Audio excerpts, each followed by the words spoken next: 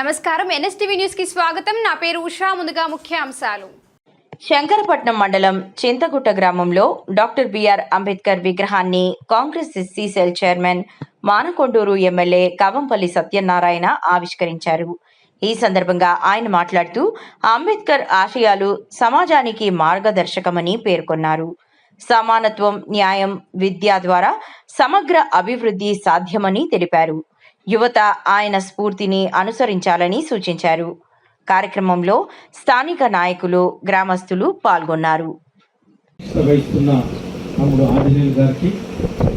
అదేవిధంగా ఈ కార్యక్రమానికి అన్ని వదులుకొని వచ్చినటువంటి చాలా సీనియర్ నాయకులు, మేము చిన్నప్పటి నుండి చూస్తున్నటువంటి భీష్మ పితామహుడు భావన్న గారికి, ఎక్కడ అంబేద్కర్ విగ్రహావిష్కరణ అయినా, ఎక్కడ దళితుల పట్ల సమస్యలున్నా అటెండ్ చేసే వ్యక్తి మన భావన్న గారు. అదేవిధంగా వేదిక పైన ఉన్నటువంటి ఈ గ్రామ సర్పంచ్ చంద్రశేఖర్ రెడ్డి గారికి, మరి ఎంఆర్ఓ గారికి, మరి టిఎన్జిఓస్ పెద్దపల్లి జిల్లా అధ్యక్షుడు శంకర్ గారికి, మరి దేవన్న గారికి, అదేవిధంగా మా మండల తహసీల్దార్ గారు సురేఖ గారికి, అదేవిధంగా ఈ గ్రామం మొన్నటి వరకు తాడికల్లో ఉండే మన మాజీ జెడ్పీటీసీ పిసిసి మెంబర్ అయినటువంటి మా పెద్దన్నయ్య పత్రి శ్రీనివాస్ గౌడ్ గారికి, మరి స్వరూప గారికి, అదేవిధంగా అంబేద్కర్ జిల్లా అధ్యక్షుడు మహేందర్ గారికి, అదేవిధంగా ఆల్వాల కోటి గారికి, ఇతర నాయకులకి పేరు పేరు నమస్కారాలు తెలియజేస్తాను. దళితులు ఎంతమంది దళితులకు ఆరాధ్య దైవమే అనుకుందాం. అది ఆయన చేసిన, ఆయన చూస్తే ఏమనిపిస్తుంది? గొప్ప భేదాలు అనిపిస్తుంది. దళితుల హక్కులను కాపాడే రాజ్యాంగ శక్తి అనిపిస్తుంది. మరి మనం ఈరోజు ఆయనలో క్వాలిటీ ఏదైనా మనం తీసుకున్నామా? ఈరోజు మన ఊర్లోనే ఒక చిన్న గ్రామంలో అందరం వచ్చింది, ఒక విగ్రహం బీటెక్ ఎంటెక్ సెంట్రల్ గవర్నమెంట్ మంచి పొజిషన్లో ఉన్నాడు. మరి ఆ విధంగా మనం ఎంతమందికి మన పిల్లలు తయారు చేస్తాం? లేకపోతే అంబేద్కర్ పేరు చెప్పి వసూళ్ల కార్యక్రమాలు నడుస్తూ ఉన్నాయి. అంబేద్కర్ విగ్రహాల పేరు చెప్పి ఏదో విధంగా ప్రజలు ఇబ్బంది పెట్టే ఉన్నాయి. కాబట్టి అంటే ఈ రైట్ కూడా పోతా ఉన్నది. మీరు కూడా తప్పకుండా ఈ పిల్లలని అన్న శ్రీనాథ కూడా చెప్పిండు, విద్య అన్నిటికన్నా ముఖ్యమైనది. విద్య ఉంటేనే అన్నీ ఉంటాయి. నేను కూడా ఈరోజు చదువుకొని ఉన్నా, అందరూ కూడా చదువుకొని ఉన్నాడు. శంకర్ ఉన్నాడు, ఆ దేవేంద్ర ఉన్నాడు, మహేందర్ అడ్వకేట్గా ఉన్నాడు, పోటీ చదువుకుంటే మాట్లాడి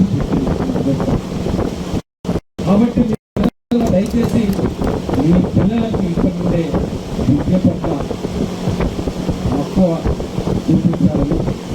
ఈ రోజుల్లో తల్లిదండ్రులందరూ కూడా సాయంత్రం పొలం పనులకు వేస్తే ఆ టీవీలో కట్టుకుంటున్నారు. ఎగ్జామ్స్ ఉంటాయి, దాన్ని టీవీ చూస్తుంది, వీళ్ళని చదవదు. పోతే ఏమైపోతుంది? ఫెయిల్ అయిపోతే ఏమవుతుంది? శ్రద్ధ తగ్గుతుంది. శ్రద్ధ తగ్గితే ఏమవుతుంది? వాడు మళ్ళీ పాలు తయారవుతాడు. మరి మీ కొడుకులు పాలు తయారవుతున్నారు.